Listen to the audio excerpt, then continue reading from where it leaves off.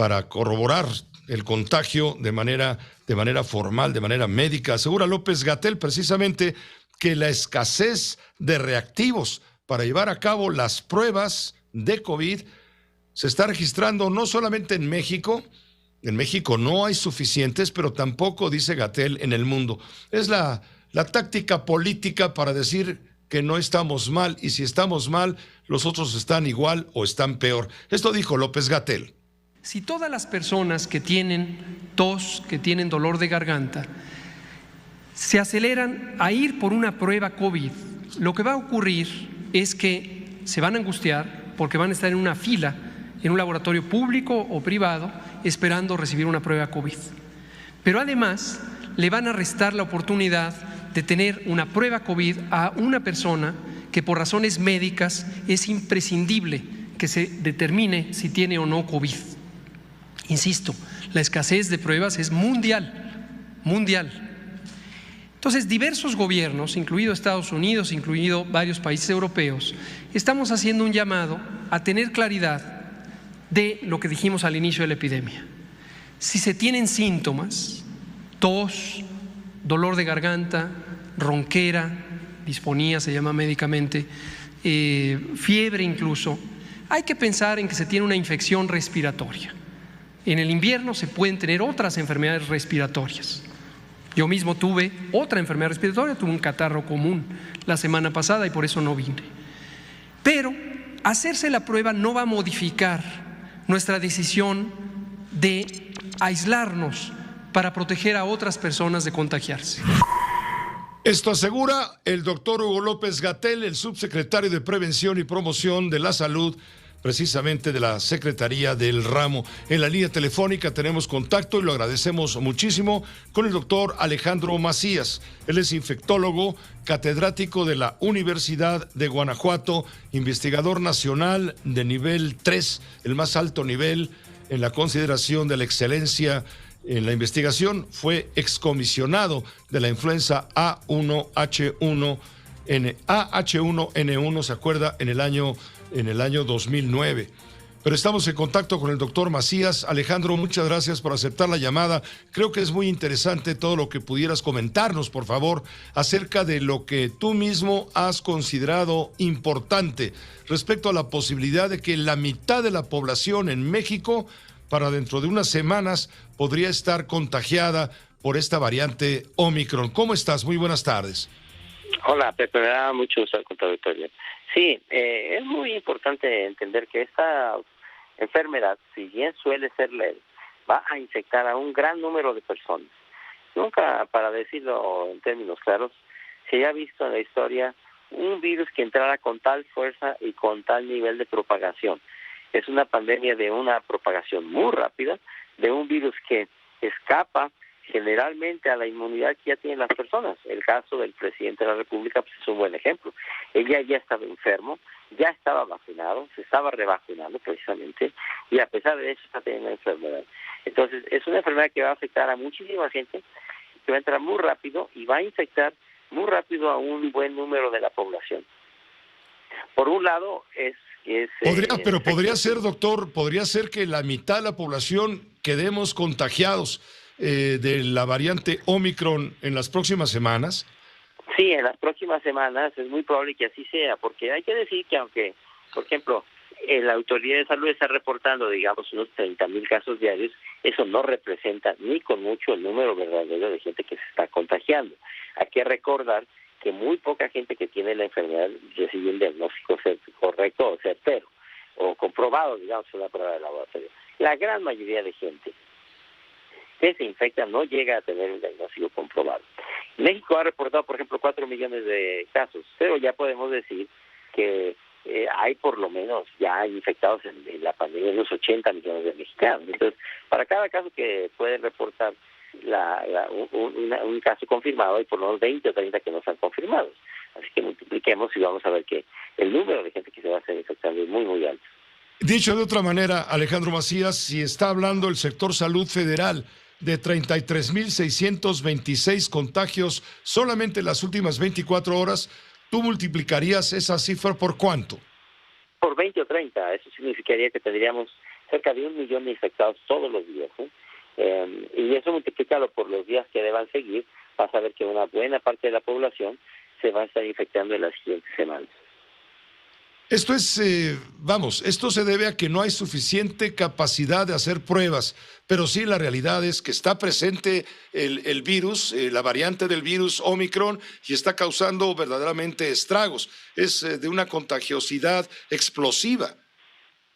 Sí, nunca se había visto en la historia del mundo algo así. Es el virus más infectante, o que se ha infectado no solo con una alta tasa de R0, que se llama el número reproductivo, sino la rapidez con que lo está ¿Dirías que es el virus más contagioso en toda la historia de la humanidad desde que se tiene contacto con todo esto?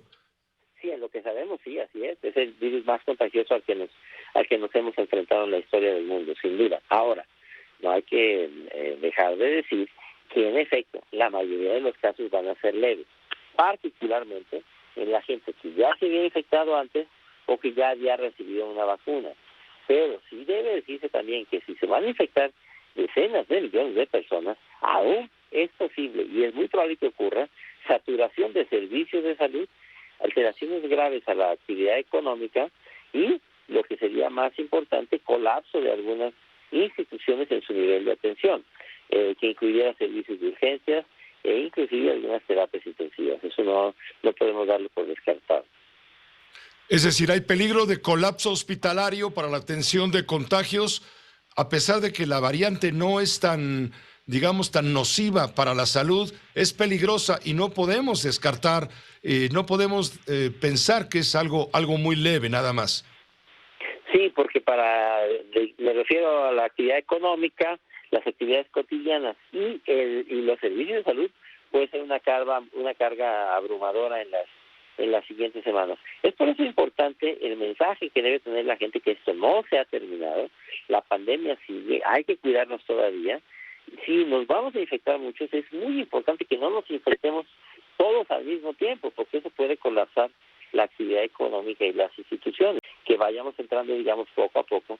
Y el mensaje debe ser, eso no se ha terminado, pero hay que usar cubrebocas, evitar tumultos de personas, los que puedan trabajar desde su casa que lo hagan, evitemos circunstancias en las que haya lugares cerrados, mal ventilados con mucha gente, hay que ventilar los espacios cerrados, al que le toque su vacuna que se la ponga, el que le toque la vacuna de influenza que se la ponga también va a circular la influenza.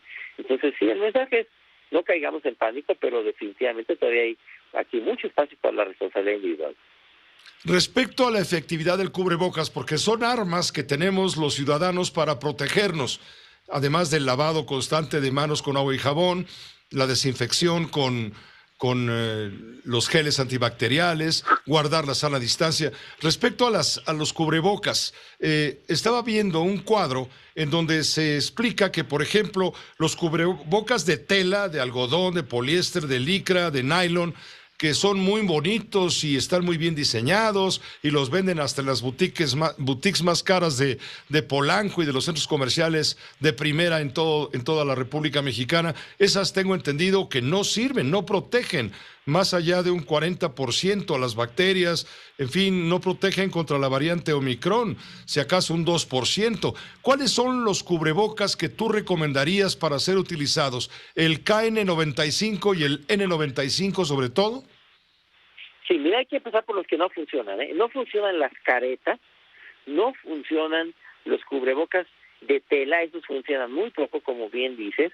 Hay que decir que los que funcionan ya un poco mejor son esos cubrebocas azulitos o verdecizos que le llaman quirúrgicos, sobre todo si sobre de ese te pones uno de tela, o sea, que el de tela sirva para sellar el de abajo, el doble cubrebocas, eso ya funciona sustancialmente mejor. Ahora, en los servicios médicos es importante usar el cubreboca KN95 o el N95.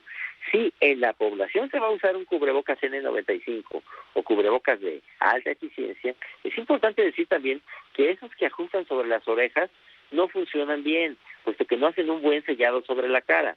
Para que esos funcionen bien, tienen que hacer un buen sellado y tienes que amarrarlos a la nuca o con una correa al cuello. En la nariz, en las orejas, no te van a sellar bien, ¿eh? Entonces, si vamos a usar cubrebocas de alta eficiencia, hay que usarlos bien. pues que amarran en el cuello y en la nuca.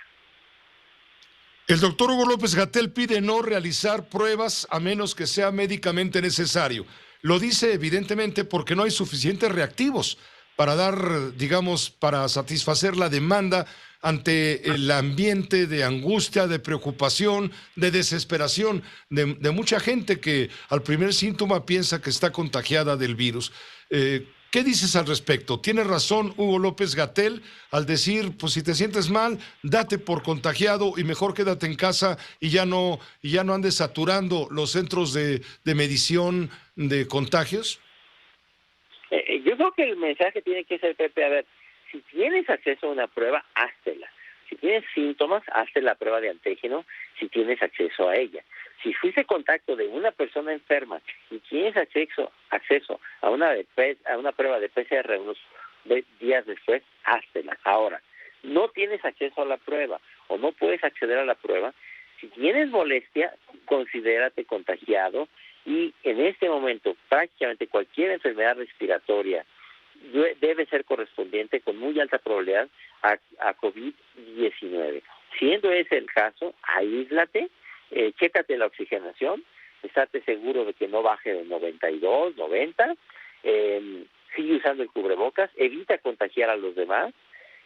Creo que el mensaje sigue siendo el mismo, si puedes, házela, pero si no, considérate en efecto que lo más probable es que estés contagiado, atiéndete tempranamente, evita caer en hipoxia. En caso de que caigas en hipoxia, avisa para que se dé una atención temprana. ¿De alguna manera el Omicron se convierte en una vacuna? Es una pregunta que he leído por varias partes, es decir, es un tema que se ha comentado por varias partes, sobre todo en redes sociales, a donde mucha gente tenemos acceso.